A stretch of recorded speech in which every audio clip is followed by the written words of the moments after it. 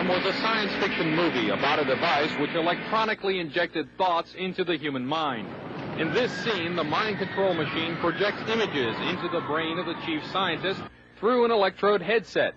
The scientist then finds himself experiencing the thoughts of a wild truck ride.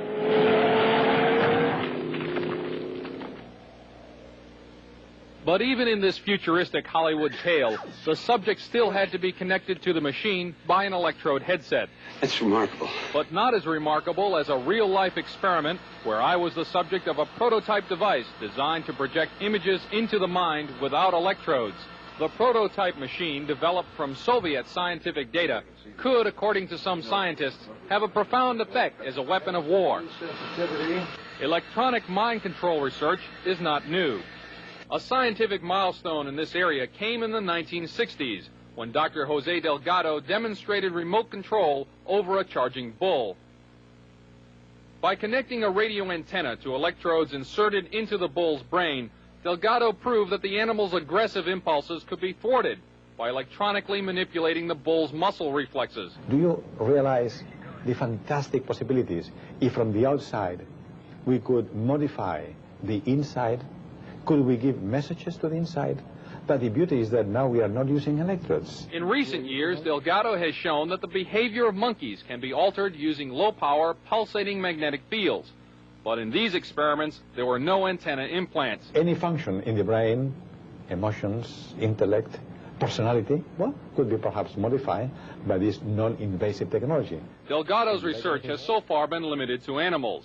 But in the Soviet Union, a radio frequency, or RF device, has been used for over 30 years to manipulate the moods of mental patients.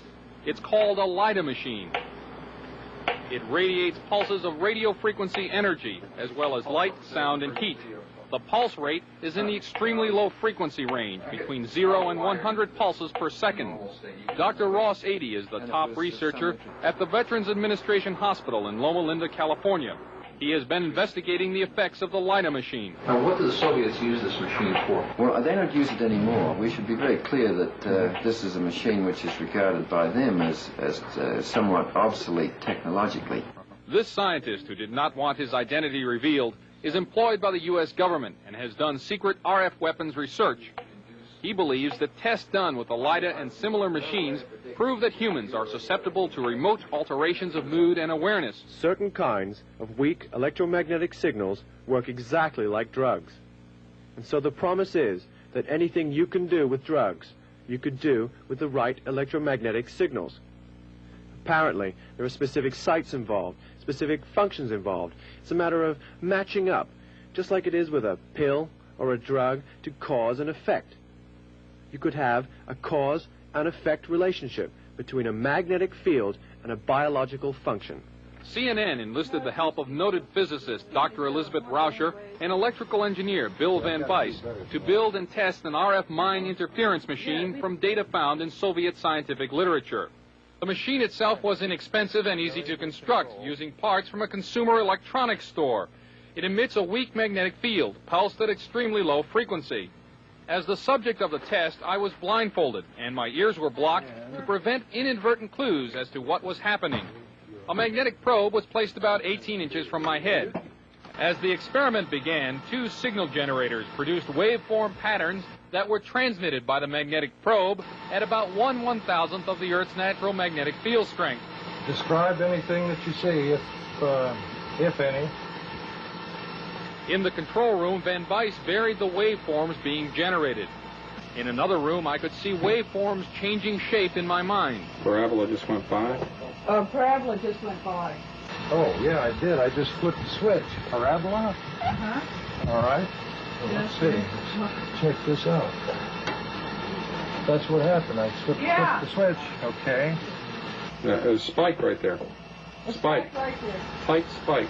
I dramatically changed the generator. I stepped it by 10 right here.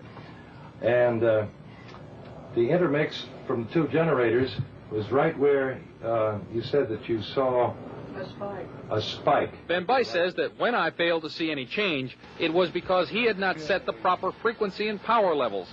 Later, I asked Van Bice what a weapon using this technology could do. Induce basically what would be considered hallucinations in people, direct them to do things against their so-called better judgment. How easy would it be to assemble a weapon from existing off-the-shelf parts? In 3 weeks, I could put together a weapon that would take care of a whole town. We showed the results of our test to Dr. Robert Becker, a two-time Nobel nominee for his work in the biological effects of electromagnetism. This is a very significant experiment because it carries our understanding of how vision is actually performed a step further into the mystery. He said he thought the machine caused a disturbance in the brain's interpretation of vision, and as such could be used as a weapon. That kind of a disturbance in the visual system could markedly influence the operations of a fighter pilot, a helicopter pilot, or even as simple an aberration in the visual field as making everyone seeing double, or everyone having their visual field jitter like a poorly adjusted television screen. The effect of that upon the efficiency with which an Army, an Air Force, or a Navy would operate would be catastrophic. More about RF weapons in my next report. Chuck DeCaro, CNN, Special Assignments. Described as Radio Shack parts that anybody can build, done in a laboratory.